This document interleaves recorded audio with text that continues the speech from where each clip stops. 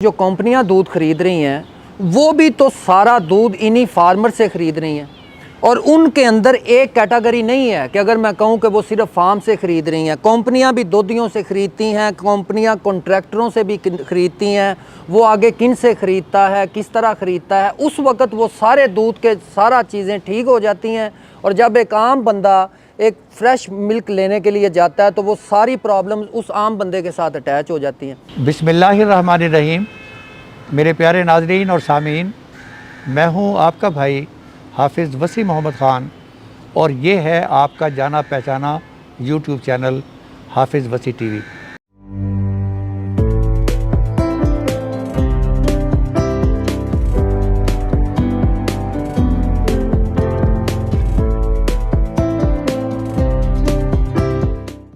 आज के प्रोग्राम में हमने आपको बताने की कोशिश करनी है कि इस वक्त एक कंट्रोवर्सी चल रही है और वो ये है कि ये पैकिंग मिल्क जो है वो ज़्यादा बेहतर है या खुला दूध जो है वो ज़्यादा बेहतर है। तो इससे पहले कि मैं आगे चलूँ, मैं आपको बाबा ज़राअत मलक खुदा बख्श बुच्चा का एक मैं कहानी सुनाना चाहता हूँ। मलक खुदा बख्श बुच्चा साहब के पास न्यूज़ीलैंड और ऑस्ट्रेलिया से एक ग्रुप था जो गरीबों की मदद करना चाहता था और उसकी ये ख्वाहिश थी मुझे कोई गांव दिखाया जाए जहां पता चले कि ये गुर्बत बहुत ज़्यादा है। लिहाजा वो अपने इलाके में एक गांव में लेकर गए और जब वो वापस आकर डिस्कशन हुई, वहाँ उन्होंने बताया कि जो गुर्बत हमने इंडिया में देखी और बर्मा में देखी और श्रीलंका में देखी है वो गुर्बत यहाँ के देहात में नहीं है। तो मलक खुदा बख्श बुच्चा साहब ने एक तारीख़ी जवाब दिया और वो तारीख़ी जवाब ये था कि यहाँ हर घर के अंदर पैसे पैदा करने वाली एक फैक्ट्री लगी हुई है और वो फैक्ट्री है कि हर किसान के पास या कोई गाय है या बकरी है जिसका दूध बेचकर वो अपनी ज़रूरियात को पूरी करता है। तो सामीन, आज पाकिस्तान चौथा और तीसरा बड़ा मुल्क है दूध पैदा करने के अंदर, लेकिन ये कंट्रोवर्सी इस वक्त पैदा हुई है कि पैकिंग मिल्क ज़्यादा बेहतर है या वो दूध जो आपको दुकानों पर या फार्मर से डायरेक्ट मिलता है या पास्चराइज मिल्क की शक्ल के अंदर आपको दस्तयाब होता है। आगे चलने से पहले मैं आपको एक क्लिप सुनाना चाहता हूँ। ये डॉक्टर टीपू सुल्तान साहब का है जो पाकिस्तान मेडिकल एसोसिएशन के काफ़ी अरसे प्रेसिडेंट रहे हैं। सुनिए वो पैकेज मिल्क के बारे में और खुले दूध के बारे में क्या कहते हैं। वो जो गंद फैला रहा है, दूध को हमारे कंटामिनेट कर रहा है, गंदा कर रहा है, पानी मिला रहा है, उसमें डिटर्जेंट मिला रहा है, उसमें फॉर्मुलिन मिला रहा है, यानी कि इससे अच्छी बात क्या हो सकती है। सबसे इंपॉर्टेंट बात जो मैं कहना चाहता हूँ कि एक माँ बाप के लिए या किसी के लिए सबसे अजीज चीज उसका बच्चा होता है। बिल्कुल ऐसे ही। और उसकी रजा दूध होती है, दूध के बगैर सर्वाइव नहीं बढ़ेगा वो। और हम उसको एक गंदा दूध पिला रहे हैं। नो वंडर की स्टंटिंग ग्रोथ है हमारे पाकिस्तान में 40%। नो वंडर के पेट खराब हो जाता है उससे। और हम कितनी ख़राब बात है कि सबसे अजीज शय जो मुझे है जिसके कि सर्वाइवल दूध पर डिपेंडेंट है, माँ के दूध के बाद की बात कर रहा हूँ मैं। उसमें अगर कॉम्प्रोमाइज होगी तो ये छोटा मोटा कॉम्प्रोमाइज नहीं है, फिर ये सबसे बड़ा कॉम्प्रोमाइज है। सबसे बड़ा कॉम्प्रोमाइज है और इससे बड़ी खौफनाक बात क्या हो सकती है। सामीन, आपने डॉक्टर टीपू सुल्तान साहब का क्लिप सुना है और उन्होंने बड़े खुले बड़े धड़ल्ले के साथ उन्होंने फरमाया है कि ये फ्रेश मिल्क जो मिल रहा है ये असल बच्चों को जहर पिलाने वाली बात है और यूएसटी मिल्क की उन्होंने बड़ी तारीफ़ की है।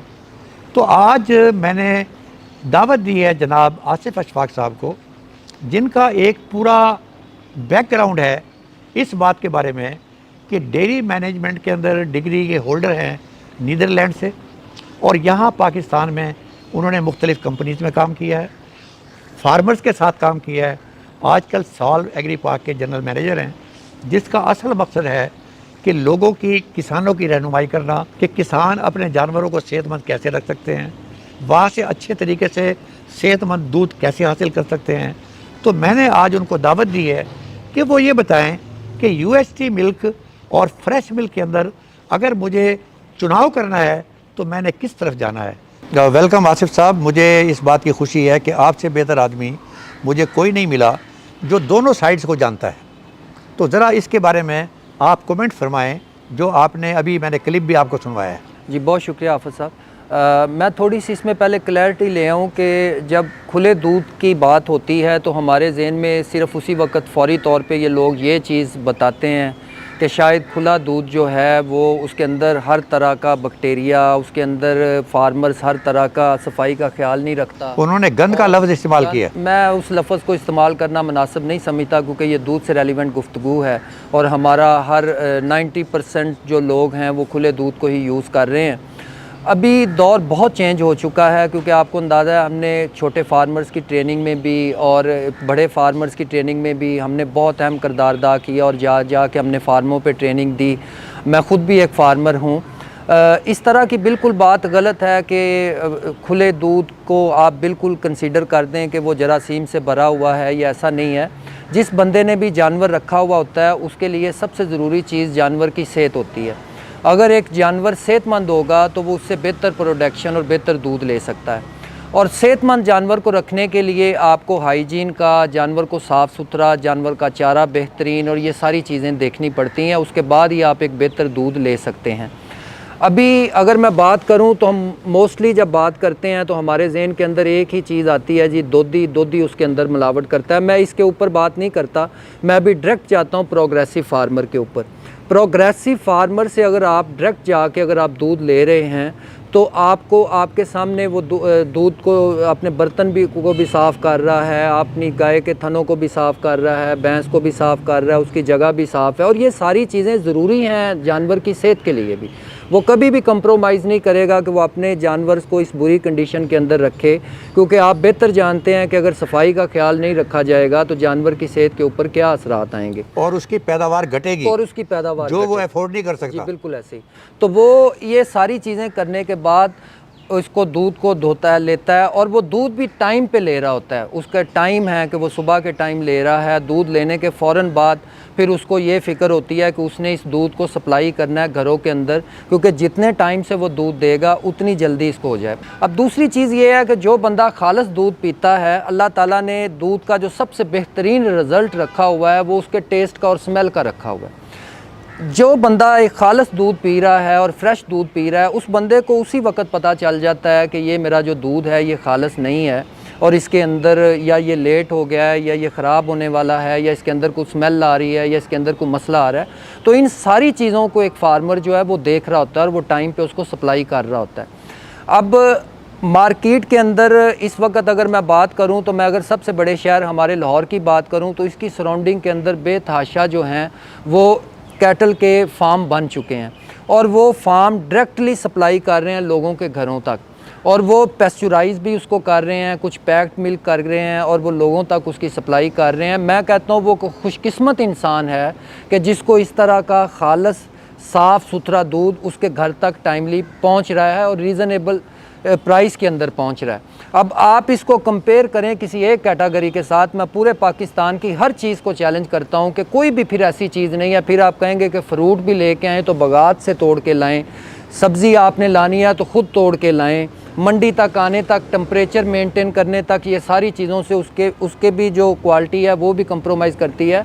लेकिन दूध के ऊपर तो मैं ये बात कर रहा हूँ कि जिसने खालिस दूध लेना है और जो बंदा खालिस दूध चाहता है वो बंदा इस वक्त फार्म के ऊपर जाता है और ख़ुद वो अपनी आँखों के सामने दूध लेके आता है। उसको टाइमिंग का पता है किस वक्त दूध मिलना है और वो ला रहा है और वो बहुत सेटिस्फाइड है। आप किसी भी बंदे को बैठा लें, जिस बंदे को खालिस दूध की एसेस मिल रही है और वो फ्रेश दूध ले रहा है, वो बंदा कभी भी पैक्ड मिल्क के ऊपर नहीं जाता, यूएसटी मिल्क के ऊपर वो बात नहीं करता और ना ही वो जाना चाहता है। वो अपने आप को खुशकिस्मत समझता है कि वो और उसके बच्चे खालिस दूध पी रहे हैं। तो आप सब, ये कंपनियों की एक मोनोपोली है कि जिस वक्त इनको दूध की ज़रूरत होती है उस वक्त ये हर तरह का दूध लेने को तैयार हो जाते हैं, उस वक्त ये हर तरह का रेट देने को तैयार हो जाते हैं और जिस वक्त इनको दूध की ज़रूरत नहीं होती ये डेयरी फार्मर्स को तबाह करके रख देते हैं, जिस तरह आजकल के दिन चल रहे हैं। इस वक्त हमारे वो फार्मर जो कि कमर्शियल लेवल के फार्मर हैं, ये तो इतने साफ़ सुथरे फार्म हैं, इतने साफ़ सुथरा वो ख्याल रखते हैं और इतना क्वालिटी का उनके पास दूध है, वो इस वक्त दूध लेके बैठे हैं और उनसे कोई दूध लेने को तैयार नहीं है। खुदारा इनके ऊपर हम रहम करें, हम ये देखें कि हमारा हर साल कितने डेयरी फार्म बन रहे हैं और वो जो फार्म क्लोज़ हो रहे हैं वो क्यों क्लोज़ हो रहे हैं। कभी उस जाके ऑनर से आप बात करें कि वो क्यों क्लोज़ हो रहा है। उसकी सबसे पहली प्रायोरिटी जो होती है वो यही है कि कि जब उनको ये फार्म लगवाते हैं उस वक्त यही होता है कि आपका जितना दूध होगा वो हम उठाएंगे, लेकिन उस वक्त उसको उसका प्रॉपर रेट ही नहीं दिया जाता। इस वक्त मार्केट के अंदर रेट 100 रुपये से भी कम है जो एक फार्मर लेवल का दूध का दिया जा रहा है।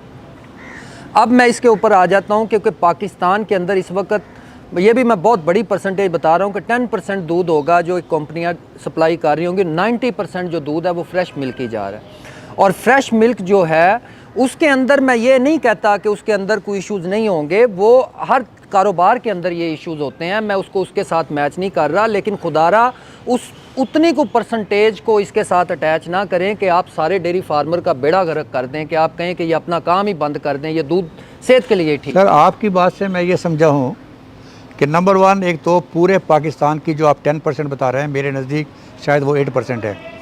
एक तो पाकिस्तान की पूरी कैपेसिटी जो है इन कंपनीज़ की वो कैपेसिटी नहीं है कि पूरे पाकिस्तान को वो डब्बे वाला दूध सप्लाई कर सके। और दूसरा मामला ये है कि इनके रेट ऊपर नीचे होते रहते हैं। वो बेचारा जो खल बिनौला और वंडा इस्तेमाल करता है और जो जानवरों के जो रेट पहुँचे हुए हैं उसके अंदर फिर ये प्रोग्राम फीजिबल नहीं रहता। अब मेरा सवाल आपसे ये है कि फिर ये हर 6 महीने के बाद एक कैंपेन क्यों चला देते हैं कि जी खुदा के लिए आप सिर्फ पैकिंग वाला दूध इस्तेमाल करें और ये खुला दूध इस्तेमाल ना करें। इसका मकसद क्या है? जब इनकी कैपेसिटी नहीं है तो फिर ये मकसद क्या है? मेरे ख्याल में आफत साहब, जब मैं अपने एक्सपीरियंस से बता रहा हूँ, मेरे ख्याल में ये एक मार्केटिंग टैक्ट है डब्बे के दूध के लिए, और इसके अलावा इसके पीछे कुछ नहीं हो सकता। मैं इन सारे साहबान को दावत देता हूँ आपके तवस्सुल से, आप माशाल्लाह आपका अपना एक बहुत बड़ा एक्सपीरियंस है, एक बहुत बड़ा डेयरी के अंदर नाम है। हम इनको लेके जाते हैं कमर्शियल लेवल के फार्मर्स के ऊपर, एक के ऊपर नहीं 100 के ऊपर अगर ये कहेंगे, हम इनको जाके सरप्राइज़ विज़िट रखें। ये आप जाके देखें कि वहाँ पे किस क्वालिटी का दूध पड़ा हुआ है, और वो दूध फ्रेश मिल्क, उसकी टाइमिंग, उसकी हाइजीन, जानवर की सेहत, हर चीज़, ये सारी चीज़ें देख के बाद अंदाज़ा होगा कि इस दूध के अंदर क्या है। दूसरा मेरा एक बड़ा सादा सा मैं एक एग्जांपल आपको देता हूँ कि आप अगर देखें कि ये जो मैं अगर दूध अपने घर का ले रहा हूँ तो मैं एक फार्म से ले रहा हूँ, और मैं वहाँ पे जाता हूँ, मेरा दूध वहाँ से जिस टाइम पे होता है उस टाइम के ऊपर मैं बर्तन मेरा पड़ा होता है, मैं वो दूध लेता हूँ और मैं लेके अपने घर आ जाता हूँ। अब आप मुझे बताएं, जो कंपनियां दूध ख़रीद रही हैं वो भी तो सारा दूध इन्हीं फार्मर से ख़रीद रही हैं, और उनके अंदर एक कैटेगरी नहीं है कि अगर मैं कहूं कि वो सिर्फ फार्म से ख़रीद रही हैं। कंपनियां भी दूधियों से ख़रीदती हैं, कंपनियां कॉन्ट्रैक्टरों से भी ख़रीदती हैं, वो आगे किन से ख़रीदता है, किस तरह ख़रीदता है, उस वक़्त वो सारे दूध के सारा चीज़ें ठीक हो जाती हैं। और जब एक आम बंदा एक फ्रेश मिल्क लेने के लिए जाता है तो वो सारी प्रॉब्लम्स उस आम बंदे के साथ अटैच हो जाती हैं। हमें रहम खाना चाहिए इस डेयरी फार्मर्स के ऊपर, हमें इनकी सपोर्ट करनी चाहिए, हमें इनके लिए मुख्तलिफ जो काम है वो करने चाहिए, वर्सेस हमें ये नहीं करना चाहिए कि हम इनको तबाह कर दें।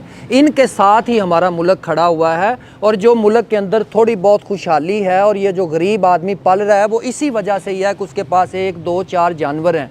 और जिस स्पीड से हम जिस तरह ये करना चाह रहे हैं, इसमें तो हमें ये लगता है कि हम इनको तबाह करना चाहते हैं, हम इनको बंद ही करना चाहते हैं। लास्टली मैं ये कहूँगा कि आज तक किसी ने ये प्रोग्राम तो ना किया कि गरीब आदमी अगर फ्रेश दूध की चाय पीता था और उसके बाद एक टी वाइटनर नाजल हुआ हमारे मुल्क के ऊपर, उसके ऊपर किसी ने प्रोग्राम ना किया कि वो टी वाइटनर क्या है, उसके अंदर कितने % दूध है। वो गरीब आदमी से हमने चाय भी छीन ली कि ये कह के कि दूध वो जो सही नहीं आ रहा। हालांकि आपको भी पता है कि जो बंदा चाय के खोखे के ऊपर बैठा हुआ है वो प्योर दूध लेता है, वो प्योर दूध के पैसे देता है, और उसने अगर पानी वाला दूध लेना है तो उसको उसी वक्त पता चल जाएगा मुझे नुकसान होगा। वो खालिस दूध लेता है और वो उस जगह से ले रहा है। अब तो मौके बहुत ज़्यादा हैं, आपके पास बेतहाशा अपॉर्चुनिटीज़ आ गई हैं, फार्म्स हैं, फार्मर हैं, प्रोग्रेसिव फार्मर्स हैं। आप थोड़ी सी एफर्ट करें। अगर आप दूधी से परेशान हैं और आपको लगता है कि दूधी इसके अंदर मिलावट करता है, आपकी ईजी एक्सेस पे पड़ा हुआ है। इस तरह तो हम फ्रूट नहीं ख़रीद सकते, हम सब्ज़ी नहीं ख़रीद सकते, हम घर की बाकी चीज़ें नहीं ख़रीद सकते, जिस तरह हम खालिस दूध जाके फार्म से ख़रीद सकते हैं। अब ये दूधी का नाम कई मरतबा आया है। अब मुझे आप ये बताइएगा कि दूधी ने मुझसे भी दूध ख़रीदा, आपसे भी ख़रीदा, इधर से भी ख़रीदा, उधर से भी ख़रीदा। अब ये कई जगहों का दूध उसके पास इकट्ठा हो गया है, अब उसने शहर में भी लेकर आना है। तो मुझे आप ये बताइएगा कि इसको रेगुलराइज हम कैसे कर सकते हैं? सर, इसके बड़े बेहतरीन तरीके हैं। आपको याद होगा कि पाकिस्तान के अंदर बहुत अरसा पहले, बहुत सालों पहले, जिनसे बाकी कंपनियों ने प्रैक्टिस सीखी, अदारा कसान होता था। और अदारा किसान ने हर गांव के अंदर एक यूनिट बनाया हुआ था जहां पे दूध इकट्ठा होता था और उसके सारे पैरामीटर चेक होते थे और उसके बाद वो दूध जो था वो पेस्चुराइज होके हमारे यहाँ पे चलता था, जो कि बाद में ख़त्म हो गया। वो भी हमारी गलतियों की वजह से ख़त्म हो गया कि हमने उसे आगे चलाया ही ना। गवर्नमेंट इसके अंदर बेतहाशा नहीं, इसे चलाया नहीं है। मैं आपको बताना चाहता हूँ कि ये 2012 की बात है कि रमज़ान शरीफ के महीने में हल्ला कंपनी थी वो, जिसका नाम अदारा किसान है, उसके 13 डायरेक्टर्स को एंटी करप्शन के अदालत में पेश किया गया और 13 के 13 ने पूरा रमज़ान शरीफ हवालात में गुजारा। वजह उसकी है कि वो सब का सब करप्शन की नज़र हो गया। तो किसी किसान ने नहीं ख़राब किया, वो उन लोगों ने ख़राब किया, दोज हूवर मैनेजर्स। अगर दूध के सर इस तरह मुख्तलिफ हम पॉइंट्स बना देते हैं और उन पॉइंट्स में वो दूध इकट्ठा होता है और उसके साथ अगर कोई गवर्नमेंट या बाकी इदारे पेस्चुराइज के छोटे छोटे यूनिट लगा देते हैं और वो दूध वहाँ पे पैक हो के लोगों की एसेस तक होता है, तो ये दोधी वाला भी मामला क्लोज़ हो जाएगा सर। लोगों को खालिस दूध सुबह शाम उनको बेहतरीन टेम्परेचर में मेंटेन वो उनको उनकी एसेस के ऊपर होगा और वो उनको मिलेगा। ये हमारी बदकिस्मती है कि पाकिस्तान में और इंडिया में एक ही वक्त GTZ ने इस प्रोग्राम को शुरू किया। ये 10 साल वो चला है प्रोग्राम। इंडिया में वो चल रहा है, पाकिस्तान में नहीं चल रहा। और उसका असल मकसद यही था कि ये लोगों से इकट्ठा करके उसको होमोजेनाइज करके उसको पास्चराइज करके उसके बाद मुख्तलिफ आउटलेट्स के ऊपर वो बेचा जाए। मैंने ख़ुद अमृतसर में देखा है कि वो सिटी सेंटर के अंदर उन्होंने उसका एक आउटलेट बनाया हुआ है। वो कोई 1000 गाँव से दूध इकट्ठा होकर वहाँ पर आता है और वो रेप्लिका है उसी अदारा किसान का। अब इसका मतलब ये है कि अगर गवर्नमेंट रेगुलराइज करे इस तरफ तो ये मसला भी हल हो सकता है और इस तरीके से किसान को भी फ़ायदा पहुँचेगा। ये किसान के दूध जो है इस वक्त, अगर आप हमारी 4 कैश क्रॉप है, कपास है, गंदम है, शुगर केन है और राइस है, इन सारों के पैसे इकट्ठे करके जो किसान के घर में आते हैं वो एक तरफ, और सिर्फ दूध से जो पैसे आते हैं वो उससे ज़्यादा हैं जो इन चारों क्रॉप से आते हैं। इसका मतलब ये हुआ कि ये पैकेज वाला शोर मचा के हर 6 महीने के बाद लोगों को कंफ्यूज करके आप उन घरों को और उस खुशहाली को बर्बाद करना चाहते हैं जो अदरवाइज़ अल्लाह ताला ने हमें दी है। हमें इसके ऊपर सीरियसली सोचना चाहिए और हमें अगर इन साहबान को कोई इनके एतराज़ात और इश्यूज़ हैं, ये जाके फार्मों के ऊपर जाके देखें, एनिमल्स को देखें और खुले दूध को देखें, उनके जो टेस्ट जो एनालिसिस करने हैं वो देखें। इनको अंदाज़ा हो जाएगा कि फ़्रेश दूध जो है वो अब लोगों की एसेस तक है, लोग उसको पसंद कर रहे हैं और अब लोग पे करते हैं खालिस दूध के लिए और लोग ख़रीद रहे हैं। आसिफ साहब, मेरा आखिरी सवाल आपसे ये है, यानी कि वो साइड भी देखी है और वो साइड भी देखी है। मेरा सिंपल सवाल ये है, पैकेज मिल्क जो है उसके बारे में जितनी अच्छी बातें बताई जाती हैं ये डॉक्टर टीपू सुल्तान साहब जैसे आदमियों की जानिब से, क्या वो वाकई ऐसा ही है जैसा बताया जा रहा है कि अब वहाँ भी प्रॉब्लम्स है?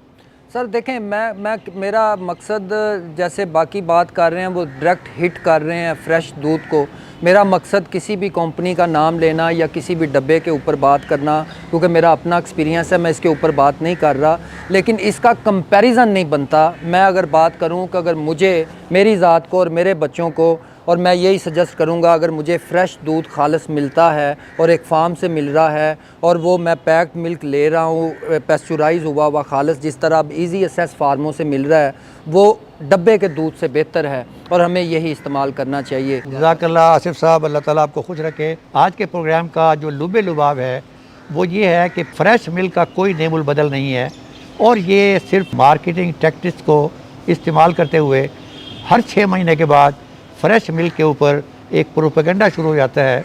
और आज हम इस नतीजे पर पहुँचे हैं कि जो फैक्ट्रियों के पास दूध पहुँचता है वो भी यही दूध पहुँचता है। सिर्फ मामला ये है कि गवर्नमेंट इसको रेगुलराइज़ करे।